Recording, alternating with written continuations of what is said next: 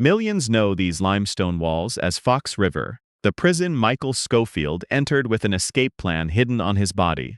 But the real prisoners who entered Joliet carried no such map. Many quarried the stone and built the walls that would hold them, inside an institution created not as an instrument of cruelty, but as a promise of reform. To understand how that promise endured and failed, we must begin before Joliet existed.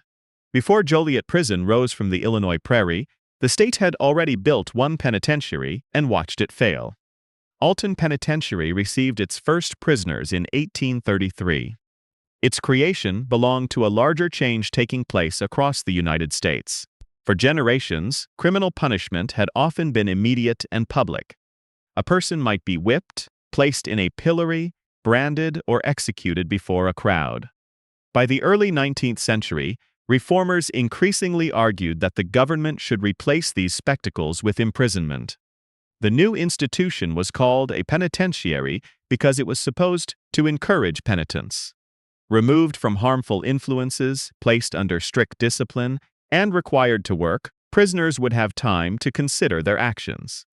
Confinement was severe, but its supporters believed it could lead to change. A person would enter as an offender and, in theory, return to society prepared for an orderly life. This idea carried a promise that now seems difficult to associate with high walls and locked cells. To many Americans of the period, however, the penitentiary appeared more humane than the whip or the gallows. Its purpose was not merely to cause pain. It was meant to turn punishment into a controlled process, administered by the state and directed toward reform. Alton soon revealed how easily that promise could collapse. The prison had been poorly constructed, and private management produced repeated complaints. Its low position near the Mississippi River contributed to damp and unhealthy conditions. As Illinois grew and its courts sentenced more people, the number of prisoners exceeded the space available for them. Cells became crowded. Some men were chained in passageways. Others were confined in basement rooms that had not been designed as living quarters. These were not temporary inconveniences. They showed that the building itself could no longer carry out the purpose assigned to it. A penitentiary intended to create order had become disorderly. A system designed to replace physical cruelty had produced new forms of suffering behind walls where the public rarely saw them. In 1847, the reformer Dorothea Dix inspected Alton. Dix was already known for examining jails, poorhouses, and institutions holding people with mental illness. Her method was direct. Visit the institution, document its conditions, and bring the evidence to lawmakers. At Alton, she concluded that partial repairs would not solve the underlying problem. The prison was badly located, poorly arranged, and unable to accommodate the state's growing population of prisoners. Dix recommended that Illinois sell it and construct a new penitentiary. The state did not act immediately. But the pressure continued to build. Illinois was expanding northward, and a large share of its criminal convictions now came from the northern counties. Transporting prisoners to Alton was expensive and difficult. Overcrowding made every weakness of the old prison more dangerous. On February 19, 1857, the Illinois General Assembly authorized the construction of another state penitentiary in northern Illinois. The decision was practical, but it also carried moral meaning. Illinois was not simply looking for additional cells. It was attempting to build a modern institution that would correct the failures of Alton. The selected site covered approximately 72 acres north of Joliet. Its advantages were unusually well matched to a major public project. The Illinois and Michigan Canal connected the area with regional trade. The Chicago and Alton Railroad provided another route for moving people and materials. Natural water sources were nearby. Most important, the property contained abundant limestone. That stone would give the prison its identity. Architects William W. Boyington and Otis Leonard Wheelock studied penitentiaries in New York, Pennsylvania, New Jersey, and Ohio before developing the Joliet design. They were working at a time when prison architecture was treated as a tool of discipline. The arrangement of cells, corridors, workshops, and yards was expected to shape human behavior. For the exterior, they chose the Gothic Revival style. Towers rose above heavy walls. Battlements lined sections of the roof. Narrow openings and rough limestone made the complex resemble a medieval fortress. Its appearance served a security purpose, but it also carried a public message. The state wanted the building to communicate permanence, authority, and control. To people approaching across the open land, Joliet would not resemble the damp and failing prison at Alton. It would appear deliberate. Every wall suggested that Illinois had replaced improvisation with planning. Every tower implied that the state possessed both the power and the knowledge to manage those it confined. Inside, the design followed principles associated with the Auburn system, developed in New York. Prisoners were to sleep separately at night and work together during the day under enforced silence. Supporters believed isolation would prevent criminal influence from passing between cells, while labor would teach discipline and useful habits. The plans offered more than rows of cells. The new institution was expected to include workshops, a hospital, a chapel, a dining hall, and accommodations for women. These features reflected the belief that a properly designed penitentiary could become a complete and ordered community. Work would sustain it. Religion would guide it. Medical care would protect it. Architecture would keep every person in an assigned place. Measured against Alton, Joliet looked like progress. It promised more room, stronger construction, better supervision, and a clearer division between the different functions of prison life. Its small cells were not originally presented as instruments of neglect. They were presented as spaces of separation and reflection within a system that claimed to value reform. Joliet Prison was therefore not conceived as a monument to cruelty. It was conceived as an answer to cruelty, a stone institution built to replace the overcrowding, corruption, and physical disorder of the old prison. That beginning matters because Joliet's later history cannot be understood as the work of a building designed only to harm. Its darker story grew from the failure of a serious public promise. The fortress was meant to prove that Illinois could confine people without abandoning the possibility that they might change. Yet before the first walls had fully enclosed the prison, the state made a decision that placed that promise in the hands of private profit. Construction at Joliet began on August 10, 1857, under contractors Lorenzo P. Sanger and Samuel K. Casey. The state had approved an institution that promised order, discipline, and reform, but it had not abandoned the prison lease system. Under that arrangement, private operators assumed much of the responsibility for managing the penitentiary and received the right to profit from prisoner labor. This decision shaped the prison before its permanent walls existed.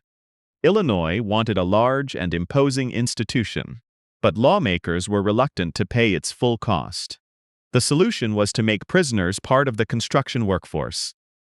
Their labor would turn the state's plans into stone, while reducing the amount of money required from the public treasury. On May 22, 1858, the first 53 prisoners arrived from Alton. They did not enter a finished penitentiary. They entered an active construction site with only a few temporary structures ready to receive them. The men were put to work quarrying limestone from the property.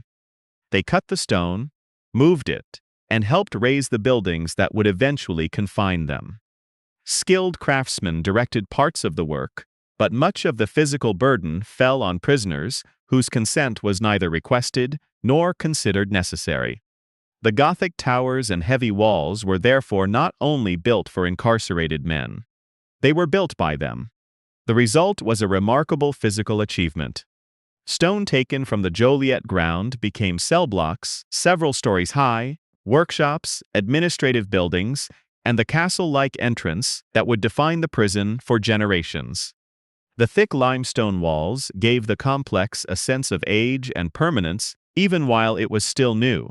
Few penal institutions in the Midwest matched its ambition, yet the method of construction created a difficult contradiction. The project needed more laborers to move faster, and the most readily available laborers were prisoners. But the state could not safely send large numbers of prisoners to Joliet until enough secure cells had been completed to hold them. Illinois repeatedly chose to increase the population anyway.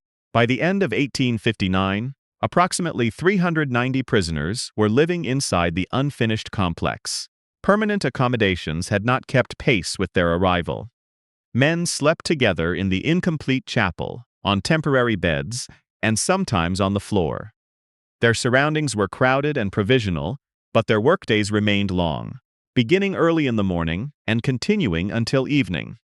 The institution intended to correct Alton's overcrowding was reproducing it during its own construction.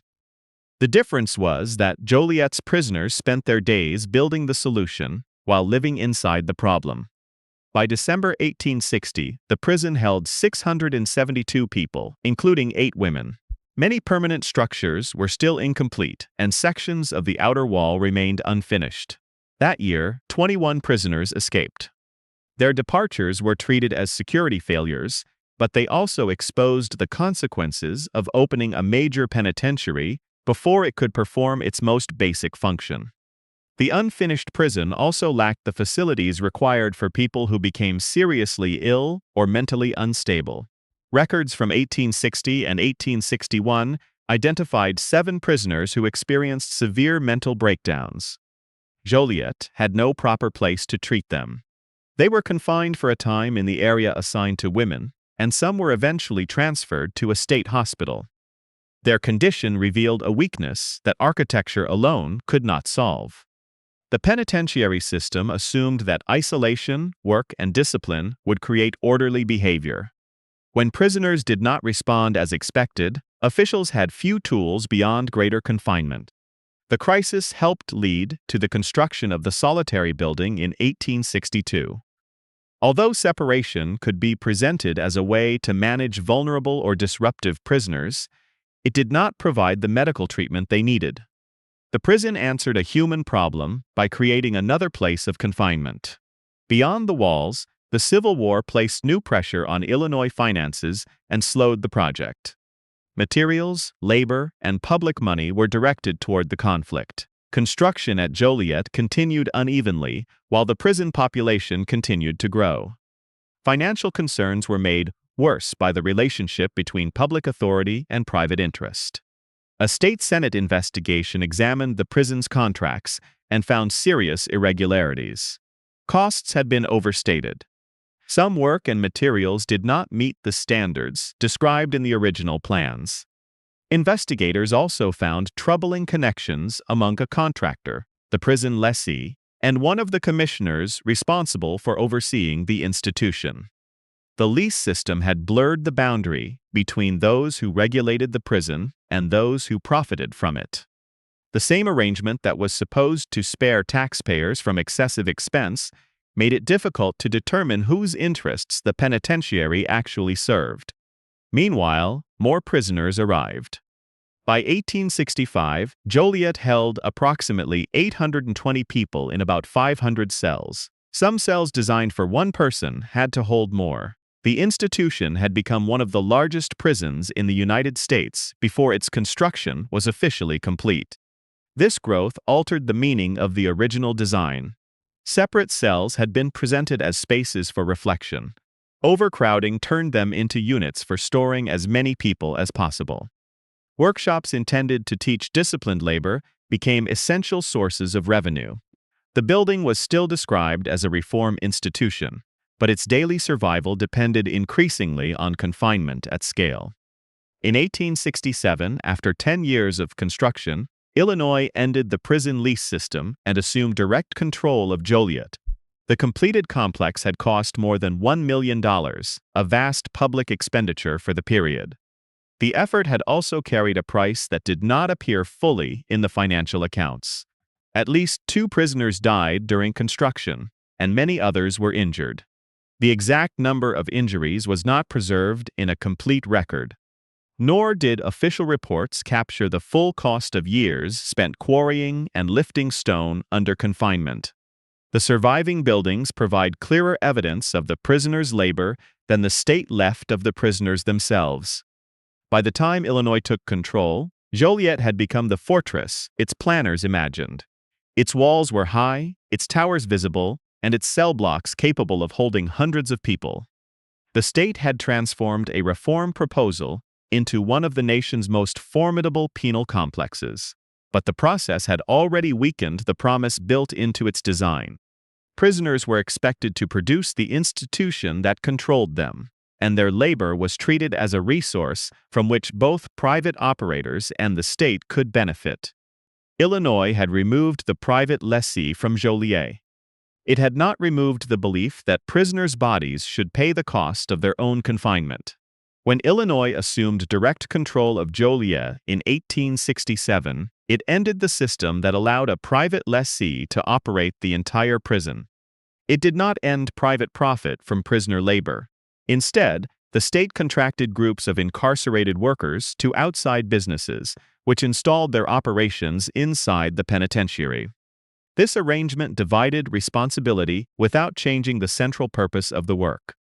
Illinois controlled the prisoners, while contractors gained access to a workforce that could not leave, negotiate wages, or refuse an assignment.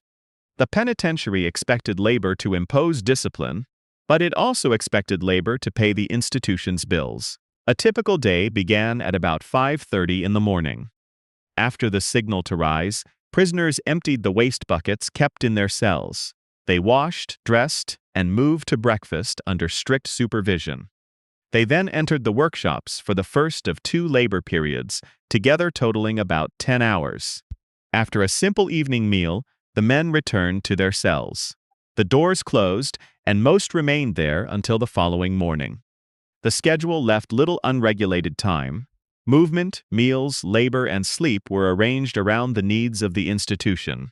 The original cells were approximately 7 feet long and 4 feet wide. They were set within the interior of the cell blocks, separated from the outer walls by narrow galleries. For much of Joliet's early history, they had no plumbing. Waste remained in buckets until morning, and ventilation was limited. The cells had been designed for one person, reflecting the theory that nighttime separation would prevent prisoners from influencing one another. Overcrowding made that principle impossible to maintain. 2 men were often placed in a space barely large enough for one, turning a room intended for private reflection into a cramped sleeping compartment. During the day, the workshops operated like an industrial district contained inside a fortress. Prisoners made shoes, wooden barrels, cigars, brooms, wire products, furniture, harnesses, and construction materials. Different contractors brought different trades, equipment, and production demands into the complex. The limestone quarry remained another source of labor and revenue. Stone extracted and shaped by prisoners supplied buildings beyond the penitentiary, including public construction connected with the Illinois state capitol. The work of incarcerated men became part of the physical landscape of the state, even when their names disappeared from its records.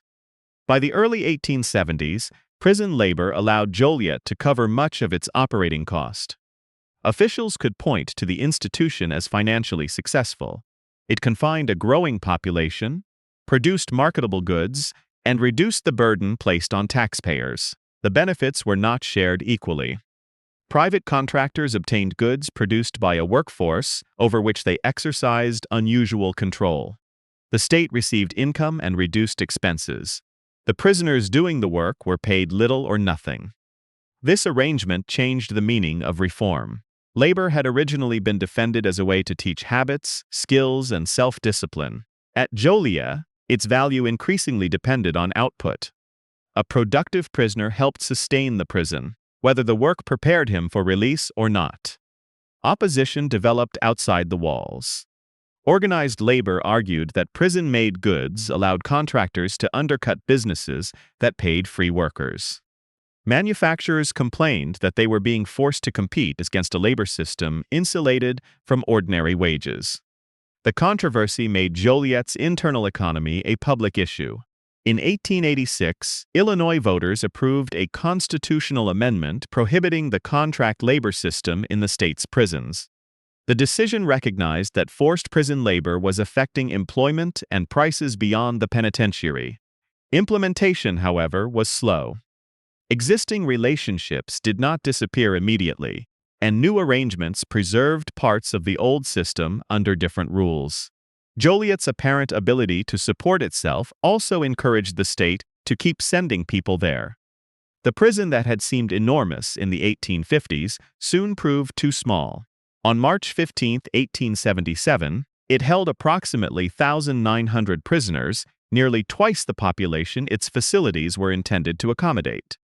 Crowding placed pressure on every part of the complex. Cells held more people than planned. Workshops became denser. Dining, sanitation, and medical care had to serve a population the original design had not anticipated. Disease followed these conditions. Typhoid, measles, and tuberculosis appeared in outbreaks. A prison organized to regulate human movement could not easily control infection when men worked, ate, and slept in close quarters. The walls prevented escape, but they also concentrated illness. Illinois had legally prohibited whipping at Joliet in 1867. The end of that punishment could be presented as another step away from the physical violence associated with older prisons. Yet coercion continued in less visible forms. Records describe the use of cold water punishment, shackles, gags, and solitary confinement. These methods operated behind closed doors, where discipline could be severe without becoming part of the prison's public image. The Gothic exterior continued to represent order, while the interior methods used to maintain that order received far less scrutiny. In 1878, those methods killed Gus Reed. Reed was a 32-year-old black prisoner. While confined in solitary, he was shackled and gagged. He died under that restraint. His case survives in the historical record, not because the prison carefully preserved his story, but because later research reconstructed it from scattered official and legal documents. 2 guards were dismissed after Reed's death. Neither was held criminally responsible. The penitentiary's next official report did not mention him. That silence was part of the institution's machinery. Joliet counted prisoners, workdays, cells, contracts, expenses, and manufactured goods with considerable precision. It was less consistent when accounting for the harm done to the people whose labor supported those totals. Reed's treatment also belonged to a broader racial inequality. In the 1890s, black Illinois residents made up only about 1.5% of the state's population. Yet, black prisoners accounted for roughly 17% of the men at Joliet and 42% of the women. These figures appeared decades before the racial disparities commonly associated with 20th-century mass incarceration. They show that decisions about arrest, prosecution, sentencing, and confinement were already placing a disproportionate burden on black communities. By the end of the 19th century, Joliet had become more than a building. It was a machine that converted confinement into labor and labor into institutional survival. Its efficiency depended on keeping cells occupied, workshops active, and human beings under control. But the original design had assumed that the typical prisoner would be a man. The people Joliet was least prepared to confine would force Illinois to build another prison directly across the road. Women had been confined at Joliet from its earliest years, but the prison had not been designed with them in mind. The Auburn system assumed a male population that could be organized into large workshops and assigned to hard physical labor. Women entered the same institution without a permanent place in either its architecture or its theory of reform. Officials moved them through a series of improvised arrangements. They were first held in temporary quarters and later in a small cell block. Eventually, the women's department occupied the 4th floor of the administration building. This location separated women from the male population, but it also separated them from the ground. Reaching an outdoor yard required movement through other sections of the prison, creating security concerns that administrators generally resolved by keeping the women upstairs. For years, they were allowed outside only on rare or special occasions. Their confinement was less visible than that of the men working in Joliet's shops and quarries. It was also more complete. The women lived, worked, ate, and spent their limited recreation time within a small area never intended to serve as a permanent prison. Pregnancy exposed the absence of a clear state policy. Wardens sometimes requested pardons for pregnant prisoners because Joliet had no proper arrangements for childbirth or infant care. These requests did not prevent all births inside the prison. Records confirm that children were born there, and, in some cases, remained for a time with their mothers in confinement. The presence of an infant challenged the basic logic of the penitentiary. A child could not be treated as a sentenced prisoner, yet the building placed the child under many of the same restrictions. Illinois had created a detailed system for controlling convicted adults without deciding what responsibility it held toward the children born inside that system. Women were expected to work, although their assignments differed from those given to men. They washed prison laundry, repaired clothing, and completed textile products. This labor was necessary to the institution and carried economic value. Administrators nevertheless often described female prisoners as unproductive. The judgment reflected the prison's narrow definition of useful labor. Quarrying stone and manufacturing goods for contractors appeared in financial accounts as production. Washing clothes and maintaining the prison's daily life were treated as lesser work, even when the institution depended on them. The number of women increased after an 1889 law required female prisoners held at the Southern Illinois Penitentiary in Chester to be transferred to Joliet. The fourth-floor department became more crowded, and its inadequacy could no longer be treated as a temporary inconvenience. Illinois responded by constructing a separate women's prison across Collins Street. Work took place during 1895 and 1896, and the new institution was occupied in 1896. Though administered as part of the Joliet complex, it stood apart from the male prison and gave women a building designed specifically for their confinement. The physical improvements were substantial. The women's prison contained 100 cells. Each had a window, electric light, running water, and a toilet. Women received daily outdoor recreation instead of spending nearly all their time above the ground. These features offered conditions that many men inside the older prison did not have. The original male cells remained dark, cramped, and without plumbing. In material terms, the building across Collins Street represented genuine reform. The new architecture did not remove coercion. It organized it more carefully. Daily life continued to revolve around work, chapel services, institutional rules, and long periods inside cells. Women were taught laundry, sewing, housekeeping, and other forms of domestic labor.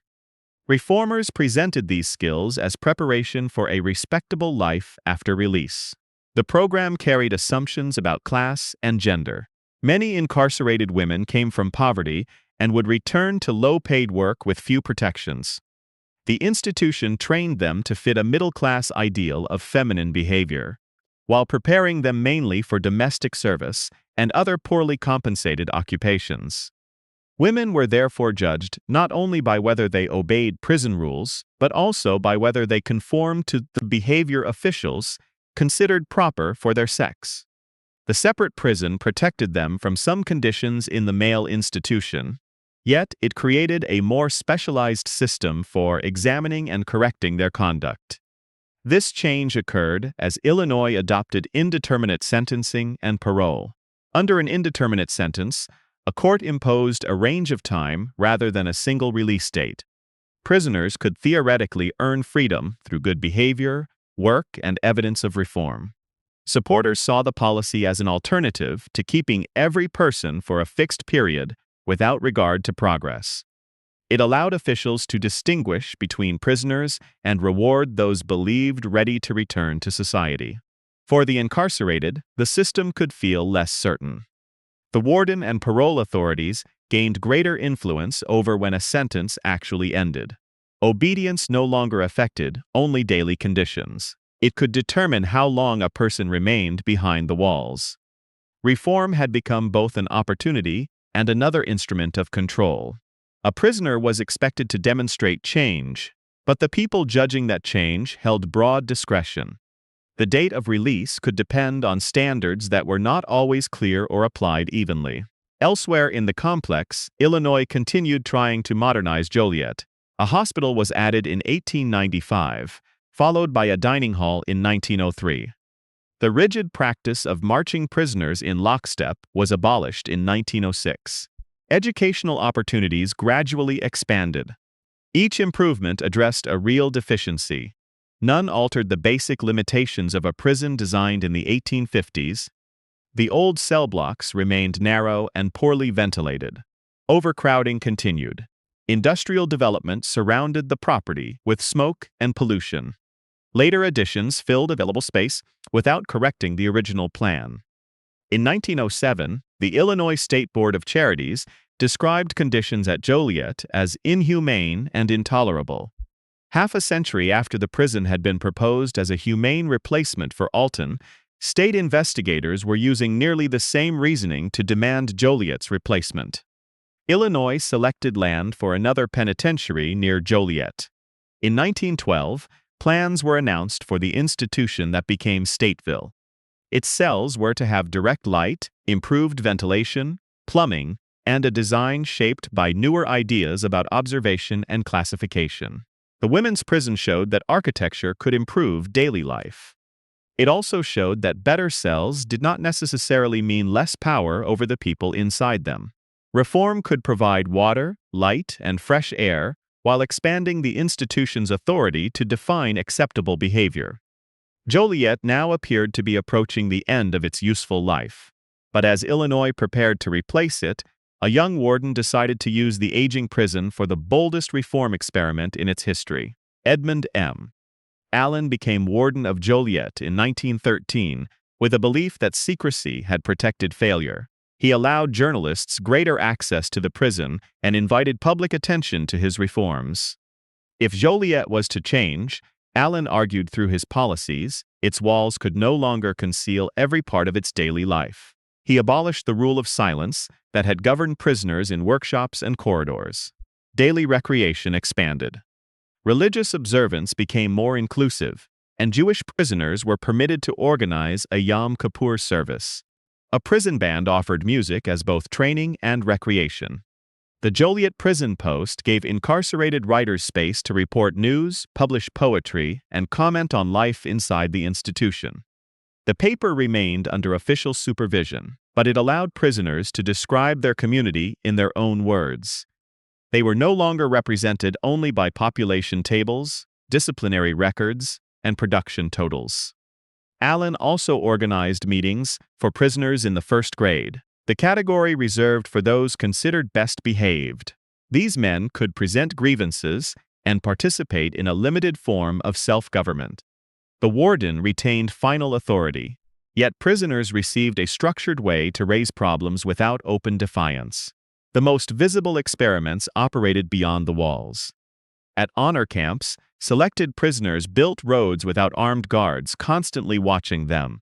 On the land reserved for the future Stateville prison, an honor farm allowed men to cultivate crops, play sports, and sleep in dormitories rather than narrow cells. These programs tested a simple proposition. Some prisoners might become more responsible if the institution gave them responsibility.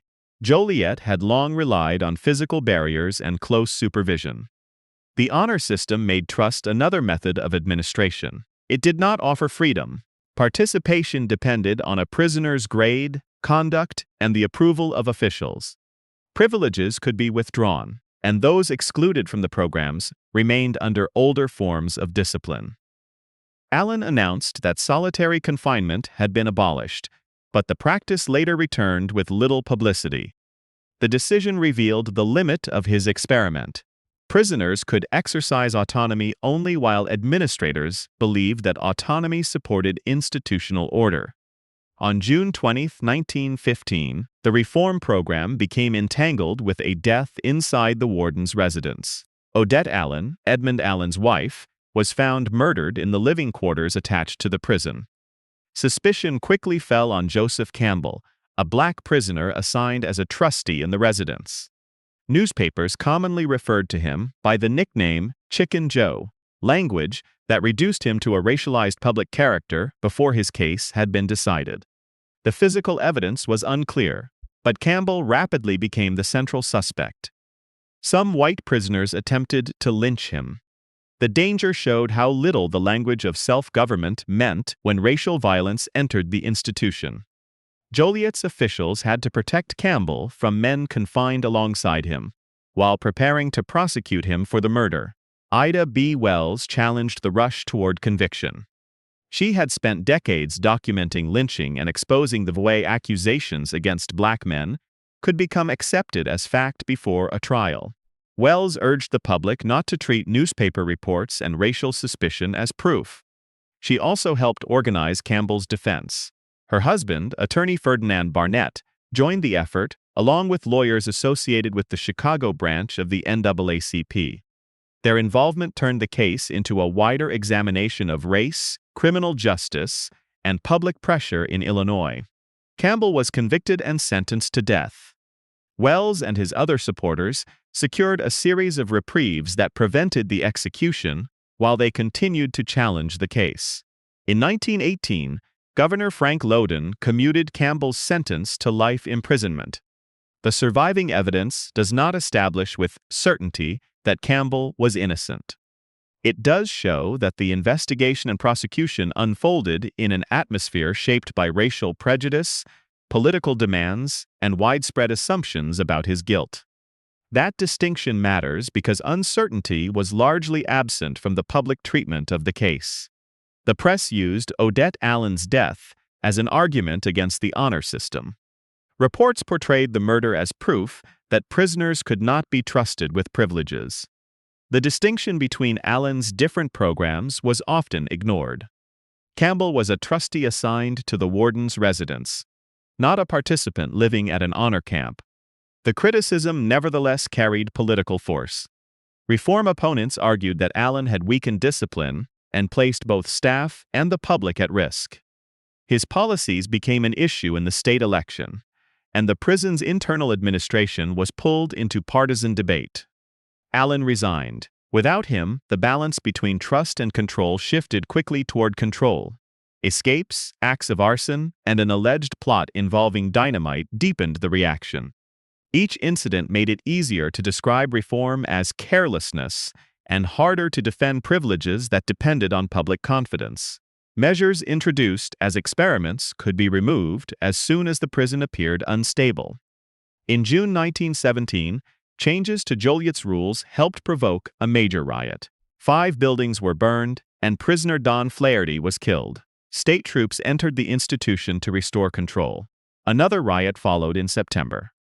The disturbances exposed more than the failure of one warden's program. They revealed how quickly a prison's population could move from limited participation to open resistance when rules changed and channels for negotiation lost credibility. Illinois responded by centralizing authority. Prison administration was placed within a new division of prisons, reducing the independence of individual wardens. The state also began developing psychiatric and social classification systems intended to sort prisoners according to behavior, background, and perceived prospects for reform. Classification appeared more scientific than the older system of silence and punishment. It promised to replace broad assumptions with individual study, but it also expanded the amount of information the state collected and the power officials held to determine where a prisoner belonged. Joliet's honor system had demonstrated that carefully selected men could work, live, and cooperate with less direct force. It had also shown that every freedom remained conditional. The prison could grant responsibility, but it never surrendered the authority to define failure and withdraw what it had granted. While Illinois debated these lessons, Joliet prisoners continued working on the land north of the old prison. Once again, incarcerated labor was building a new institution. Stateville was designed to replace the aging fortress on Collins Street with modern cells, improved sanitation, and a more carefully classified population. Stateville eventually opened, but instead of freeing Illinois from Joliet, the new prison gave the old one a different and darker role. Stateville began receiving prisoners in December 1924, while construction continued through 1925 and 1926. There was no single moment when the new penitentiary completely replaced the old one. Instead, Illinois gradually transferred people and functions between two institutions that stood only a few miles apart. Stateville had been planned as the answer to Joliet's failures. Its circular cell houses promised better observation, direct light, ventilation, and indoor plumbing. Classification would separate prisoners according to their conduct and perceived prospects for reform. But prison populations were rising. Public concern about crime encouraged longer sentences and a greater reliance on incarceration. Before Stateville was finished, Illinois needed both prisons. Pressure for more cells also changed Stateville's design. The state supplemented its reform-minded circular buildings with an Auburn-style cell block containing approximately 1,100 cells. Illinois had built a modern prison to escape the limitations of Joliet, then repeated part of Joliet's design because it required space more urgently than innovation. The two institutions became levels within a progressive merit system. Prisoners could be moved according to their behavior and official assessments. Stateville generally offered the better conditions, while Joliet occupied the lowest position. New arrivals could be held at Joliet before classification. So could men identified as habitual offenders, disciplinary problems, or unlikely to respond to treatment.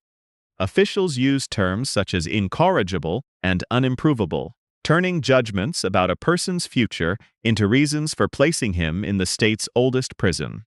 Nathan Leopold, who experienced confinement at both Joliet and Stateville, later described the contrast.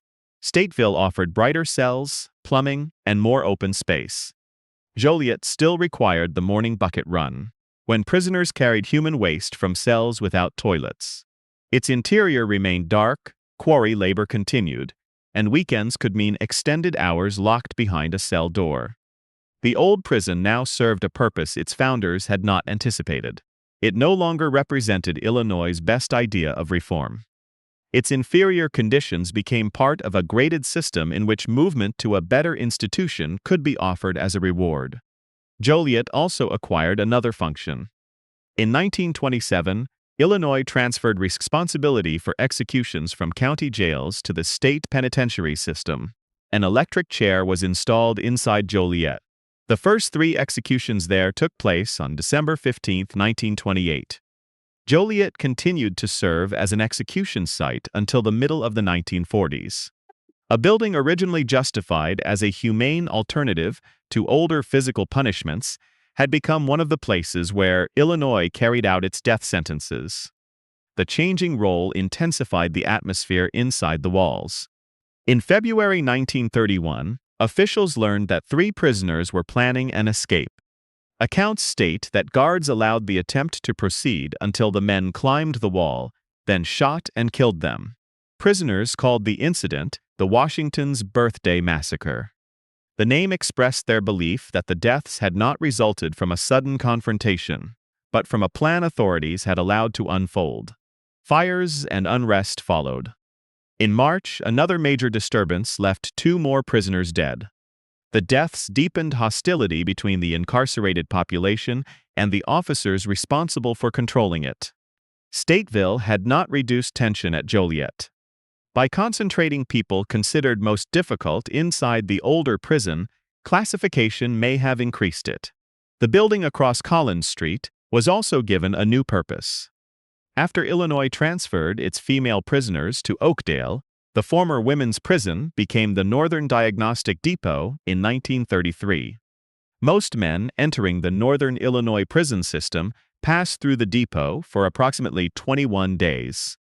Physicians, psychologists, and social investigators examined their physical health, mental condition, family background, education, and criminal history.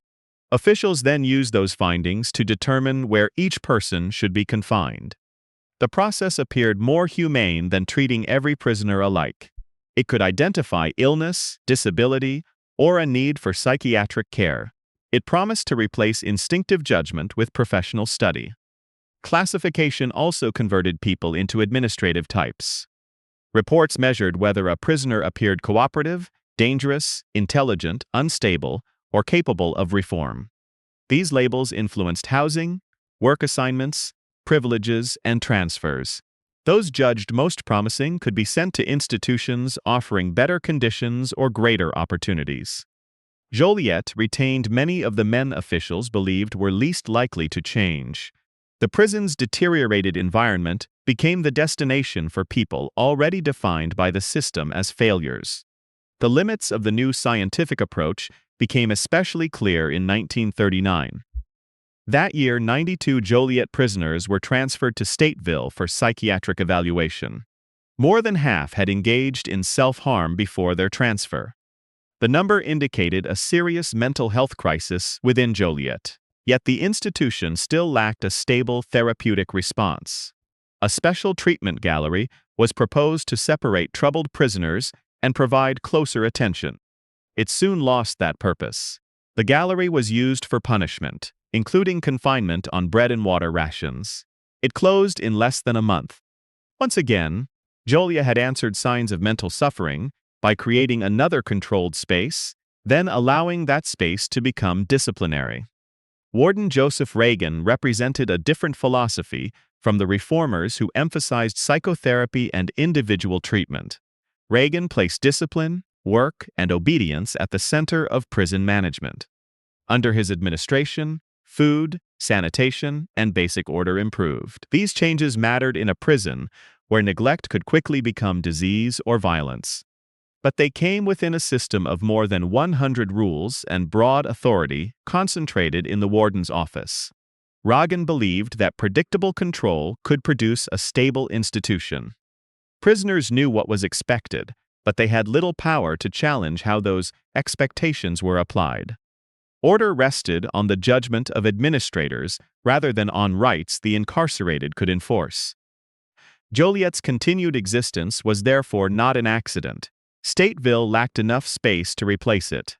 The classification system found a use for its harsher conditions. The execution system gave it another state function. Each new responsibility made closure less likely.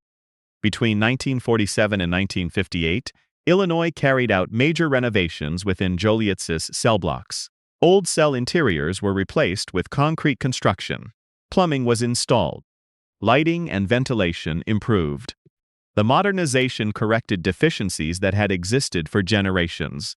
Prisoners no longer had to rely on waste buckets in the renovated cells, and the interior became safer and easier to maintain. Those improvements also saved the prison from abandonment. Illinois had invested enough money to make continued operation appear practical. A structure considered obsolete before the First World War was prepared to confine people through the middle of the 20th century and beyond. By the time Joliet received plumbing and better light, however, the national argument about prisons was changing. The question was no longer only whether officials provided acceptable conditions. It was whether the people behind the walls possessed rights that could compel the government to listen. For much of Joliet's history, courts had treated prisons as places beyond ordinary judicial supervision. Under what became known as the hands-off doctrine, judges generally allowed wardens to manage incarcerated people without outside interference. A prisoner could lose access to the courts, along with nearly every other form of control over his life. The civil rights movement helped weaken that doctrine.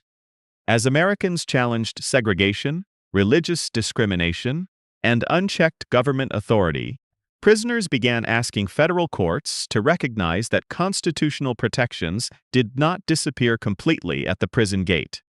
One of the most important cases began at Stateville. Although Stateville and Joliet were separate buildings, they remained part of a jointly administered system under Warden Frank Pate. Thomas Tex. Cooper, a black Muslim prisoner, alleged that officials had denied him religious publications and other privileges because of his faith. Lower courts dismissed his complaint, relying on the traditional reluctance to interfere with prison administration. In 1964, the United States Supreme Court ruled in Cooper v. Pate that Cooper could bring his claim in federal court. The brief decision did not resolve every question about religious practice in prison. Its larger importance was that a state prisoner could use federal civil rights law to challenge the conduct of prison officials. The effects reached far beyond Illinois. Prison rules could now become constitutional disputes, and wardens could be required to defend their decisions before judges. Conditions once treated as private matters of discipline increasingly became questions of public law. Joliet continued to speak in the language of rehabilitation. In 1967, the prison added a school and a non-denominational chapel. Their modern architecture contrasted with the limestone cell blocks surrounding them. Education and worship remained part of the state's official explanation of what imprisonment was supposed to accomplish. Administrative reform followed. The Illinois Department of Corrections began operating in 1970, replacing a system built largely around the authority of individual wardens with a more centralized structure. The department expanded counseling, psychological services, grievance procedures, and assistance for Spanish-speaking prisoners. These programs acknowledged that confinement created needs that discipline alone could not address. They also reflected a legal environment in which complaints were more likely to reach lawyers, journalists, legislators, and federal courts. At the same time, Joliet's population was undergoing a major racial change. By 1974, approximately 3/4 of the people confined there were black, while black residents made up only about 11 to 12% of the Illinois population. The disparity cannot be explained by prison behavior or individual crime alone. It developed through unequal policing and prosecution, residential segregation, the loss of industrial employment, and long-term disinvestment in many Chicago neighborhoods. Decisions made throughout the criminal justice system concentrated their effects inside Joliet. Chicago street organizations also became more influential within Joliet and Stateville. Their members carried alliances and conflicts from city neighborhoods into crowded institutions where protection, access to goods, and control over living space had immediate value.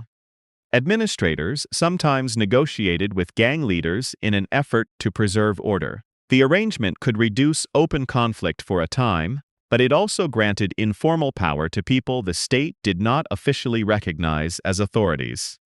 Prisoners without gang protection became vulnerable to extortion, intimidation, and assault. In 1971, Joliet created a special program unit for men officials considered disruptive. Placement imposed restrictive conditions, but prisoners initially received little opportunity to challenge the decision. A class action lawsuit forced Joliet to provide due process before assigning someone to what was effectively a punitive unit. The case demonstrated the practical meaning of the new legal climate. Classification could no longer be treated solely as an administrative label when it resulted in harsher confinement. The Special Program Unit closed in 1974. By then, Joliet and Stateville had also been separated administratively into two institutions. Charles A. Felton became Joliet's first black warden. His appointment carried particular significance in a prison where most incarcerated men were black, but authority had long remained overwhelmingly white. Felton attempted further reforms, but resigned near the end of 1974. He said that members of the staff resisted change and that higher officials did not give adequate attention to prisoners' concerns. His departure left unresolved tensions among administrators, officers, gangs, and men who had little confidence in the grievance system. Those tensions emerged openly on April 22, 1975. Officials planned to transfer 5 gang-affiliated prisoners from Joliet to Menard Correctional Center. Approximately 70 men responded by taking control of the West Cell Block and seizing hostages. Herbert Catlett was an incarcerated man and former gang member who had moved away from gang involvement. He had warned officials that threats had been made against him. During the disturbance, authorities sent him into the cell block to assist with communication and negotiation. Catlett was killed inside. His death exposed the danger of relying on informal intermediaries without being able to guarantee their safety. The prison had used relationships among incarcerated men as a tool of management, then placed one of those men in a position where the authority of the state offered little protection. Officials initially responded with tear gas, and negotiations stalled. The governor later directed the prison to begin formal talks. An agreement was broadcast over the radio so that the men inside the cell block could hear its terms and know that the promises were public. The hostages were released. The end of the immediate crisis did not settle the question of responsibility. The Illinois Legislative Investigating Commission examined the riot and concluded that gang activity had been its principal driving force. But the investigation did not treat gangs as a complete explanation. It also found that Joliet's grievance system was inadequate and had failed to resolve problems before they became part of a larger confrontation.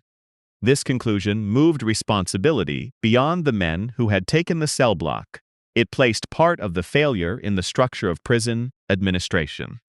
When official channels could not address complaints, informal power and collective resistance filled the space. After the riot, Illinois established protective custody units in its maximum security prisons. These units were intended for people threatened by other prisoners, including former gang members and those who could not safely remain in the general population. The response recognized a duty that had been neglected in Catlett's case. The state was responsible not only for preventing escape and maintaining order, but also for protecting people whose confinement prevented them from protecting themselves. By the middle of the 1970s, Joliet's internal life had become inseparable from federal law, racial policy, and public administration. Its walls still controlled movement, but they could no longer keep every grievance from reaching the outside world. Only 2 years after the riot, Illinois abandoned a central part of the rehabilitative ideal. A new sentencing law would drive the prison population upward so rapidly that Joliet would once again become too necessary to close. In late 1977, Illinois adopted the legislation commonly known as the Class X law. When it took effect in 1978, it replaced indeterminate sentencing with fixed prison terms for new convictions. It eliminated traditional parole for those prisoners and required incarceration for a broad category of serious felonies. Determinate sentencing attracted support from different sides of the political debate. Conservatives wanted longer and more certain punishment. Some liberals believed fixed terms would reduce the arbitrary power of parole boards, which could keep two people convicted of similar offenses for very different lengths of time. Both arguments addressed genuine concerns. Neither fully prepared Illinois for the number of people its prisons would soon hold. Once a fixed sentence had been imposed, administrators could no longer release a prisoner early through the older parole process, simply because the system had run short of space. Additional laws expanded the effect. The war on drugs brought more people into prison for offenses that had once resulted in shorter sentences or different sanctions. Safe zone laws increased penalties for conduct near schools, parks, public housing, and other designated places. Truth in sentencing policies required people convicted of certain crimes to serve a larger share of the sentence announced in court. Each measure had its own purpose and political history. Together, they increased both admissions and the average time people remained confined. Illinois held 10,733 prisoners in 1978. By 2002, the population had reached 43,142. The state's prison system had grown to more than 4 times its earlier size within 24 years. Drug enforcement became a major source of that expansion. In 1984, Illinois sent 628 people to prison for drug offenses. In 2002, the number was 12,985. The burden was distributed unequally. By the time Joliet closed, more than 80% of the people imprisoned for drug offenses in Illinois were black. The disparity reflected differences in policing, charging, access to legal resources, and the concentration of enforcement in black neighborhoods. It could not be explained simply by differences in drug use. Illinois built new minimum and medium security prisons to absorb the growing population. Rural communities sometimes welcomed them as sources of stable public employment. The construction program created thousands of beds, but it could not quickly replace the state's aging maximum security institutions. A 1974 master plan had recommended gradually closing Joliet, Stateville, Pontiac, and Menard. Each presented serious problems of age, layout, and expense. Joliet had already been officially described as intolerable in 1907, and later improvements had never changed the basic structure of its 19th-century cell blocks. The population increase made the master plan impractical. Illinois needed every secure bed it could maintain.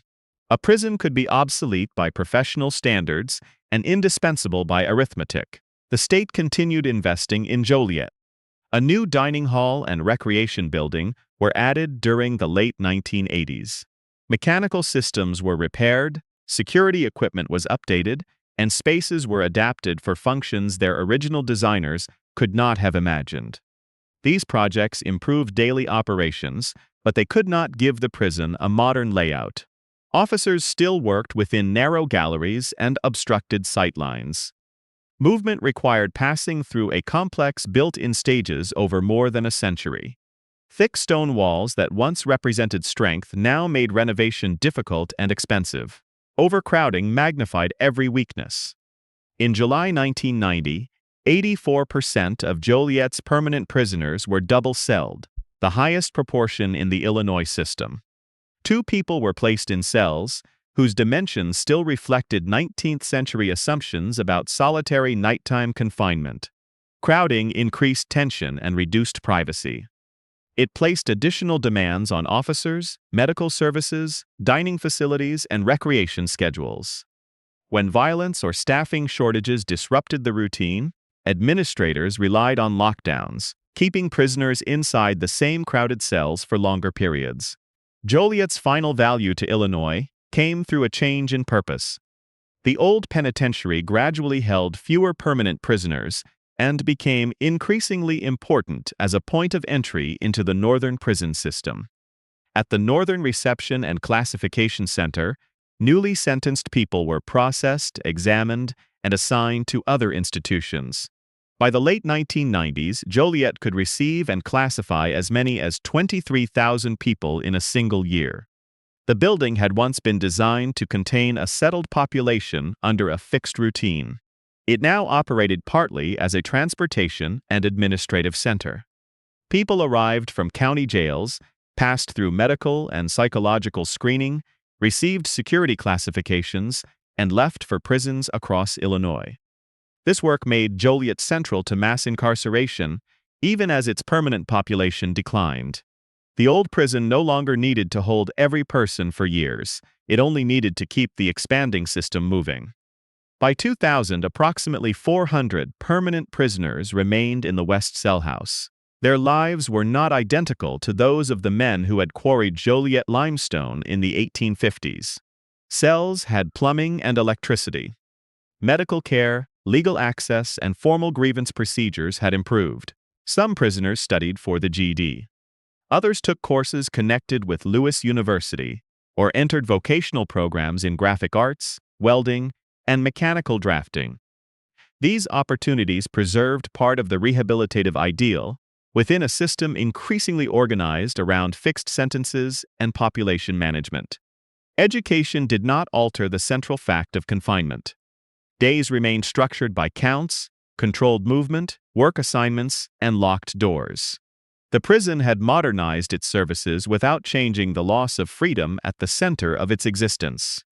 In November 2001, Governor George Ryan announced that Joliet would close as Illinois confronted a projected budget shortfall of approximately $500 million. Maintaining an old and inefficient complex could no longer be justified when its functions could be transferred elsewhere. The timing revealed the instability of prison planning. Only about a year earlier, Illinois had spent nearly $5 million on a new cell block within the former women's prison complex. A building intended to extend Joliet's usefulness now became evidence of how quickly political and financial priorities could change. On February 16, 2002, the last permanent prisoners were transferred to Stateville. Joliet's role as a long-term penitentiary ended 144 years after the first 53 men had arrived from Alton. Reception and classification operations continued in part of the complex until a new center opened at Stateville in 2004. Then the remaining staff and prisoners left, and the gates closed on an institution Illinois had first considered replacing nearly a century earlier. Joliet had survived because every stage of prison expansion gave it another task. It served as a maximum security institution, an execution site, a disciplinary destination, and finally an entrance into a system holding more than 43,000 people. 3 years later, its gates opened again. This time, the people entering were actors and camera crews, carrying a fictional story that would change how the world remembered Joliet. Joliet had entered American popular culture long before Michael Scofield passed through its gates. Its limestone towers offered filmmakers an image that required little explanation. The building looked like a prison before an actor spoke or a camera moved inside. Its most famous early appearance came in The Blues Brothers. In the opening of the 1980 film, Jake Blues walks out through Joliet's main gate and returns to Chicago. The character's nickname, Joliet Jake, tied him permanently to the institution. Jake became more widely recognized than any person actually confined there. He was also entirely fictional. The contrast anticipated the problem that would shape Joliet's public memory after it closed. Invented prisoners were easier to remember than the people whose lives had been controlled by the building. In 2005, producers selected Joliet to portray Fox River State Penitentiary in Prison's Break. The exterior, prison yard, and several interior spaces gave the series a physical authenticity that a newly constructed set could not easily reproduce. Not every scene could be filmed within the original structures. Joliet's narrow galleries, aging surfaces, and limited working space created difficulties for lighting, actors, and camera equipment. Some interiors had to be adapted or recreated elsewhere. But the prison's walls, towers, and enclosed yards established the visual identity of Fox River. This distinction is important. Available evidence does not show that Joliet inspired the original premise of Prison Break. The series was not created from Joliet's history. The prison became its filming location and supplied the atmosphere that made its fictional institution convincing. Once the two places appeared together on television, however, Joliet and Fox River became difficult for viewers to separate. A real building acquired a fictional name, population, and escape story. For millions of people, Michael Scofield and Lincoln Burrows became its remembered inmates. Production stories added another layer. Members of the Prison Break team were told that one cell used during filming had belonged to serial killer John Wayne Gacy. The claim circulated widely because it gave an already recognizable location another disturbing association. Prison records do not document Gacy as an inmate of Old Joliet Prison. His imprisonment is associated with Menard, and his execution took place at Stateville. The supposed Gacy cell shows how quickly a legend can become attached to an abandoned institution, especially when repetition takes the place of checking the record. Hollywood gave Joliet worldwide recognition. It did not give the building physical protection. For roughly 15 years after the correctional complex closed, weather entered broken windows and damaged roofs. Vandals removed materials and marked interior walls. Trespassers entered unstable structures, and repeated acts of arson destroyed parts of the site. The Collins Street Task Force explored possible new uses for the property, but the Great Recession weakened the financial support needed for a project of that scale. A prison built for permanent confinement was difficult to convert. Its walls were expensive to stabilize, its cell blocks resisted ordinary reuse, and its history required more than cosmetic renovation. Fires in 2017 made the danger impossible to ignore. Local authorities warned that the abandoned complex had become a threat to public safety. Without intervention, Joliet risked losing the buildings gradually to neglect or suddenly to fire. In December 2017, the city of Joliet assumed control of the site and gave the Joliet Area Historical Museum a leading role in preservation and public interpretation. Volunteers, local businesses, and civic organizations formed the Old Joliet Prison Preservation Coalition. Public tours began in 2018.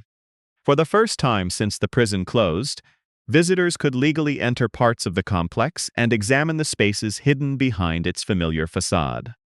The tours created an opportunity and an ethical problem. Some visitors came because of Prison Break. Others came for the Blues Brothers, Gothic architecture, or stories of paranormal activity.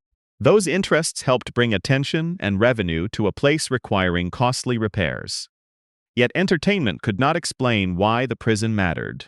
Joliet's central history involved coerced labor, racial inequality, overcrowding, punishment, mental illness, and repeated changes in criminal policy. The site contained the physical evidence of how Illinois defined reform, while continuing to rely on an institution it had long considered unfit. Preservation, therefore, required more than saving attractive towers. It required protecting enough of the complex to show how the system operated. The cells, workshops, chapel, yards, administration spaces, and former women's prison each represented a different part of that story. In 2023, the Illinois State Penitentiary Joliet Historic District was added to the National Register of Historic Places. The designation recognized the complex for its architecture, but also for its importance in government, social history, and the development of American penal ideas. Preservation work in 2024 focused on major surviving structures, including the administration building, 2 cell houses, and the chapel. The purpose was not to return Joliet to the appearance of a beautiful stone castle. It was to stabilize the evidence so that future visitors could understand what took place behind the facade.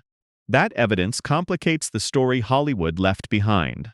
Fox River is remembered for a carefully planned escape. The real Joliet was defined by people who had little control over where they lived, how they worked, or when they could leave. The first prisoners quarried limestone and helped build the walls that confined them. Later generations filled the workshops, slept in crowded cells, challenged prison rules, pursued education, and carried the effects of changing laws. The institution survived most of their names. Gus Reed might have disappeared entirely from public memory after his death under restraint. Joseph Campbell's life was nearly reduced to a prejudicial nickname and an uncertain conviction. Herbert Catlett warned that he was in danger, then died while being used as an intermediary during a prison crisis. Their stories reveal more about Joliet than any fictional escape. Hollywood did not save Joliet by itself, nor did it simply erase the truth. It gave the building a new audience, but preservation determines what that audience is allowed to learn. Fox River can remain the doorway, provided it does not become the entire destination. Joliet deserves to survive as both a landmark and a place of difficult memory. Its recognizable walls can lead visitors toward a less comfortable history. A society repeatedly announced that it was reforming punishment, while continuing to use a prison its own investigators had declared unsuitable for human beings. The castle remains because its meaning was never fixed. It began as a promise of humane reform, became a machine for labor and confinement, served the age of mass incarceration, and finally entered public memory as a fictional prison. Preserving it allows the people once hidden behind its walls to become part of the story again.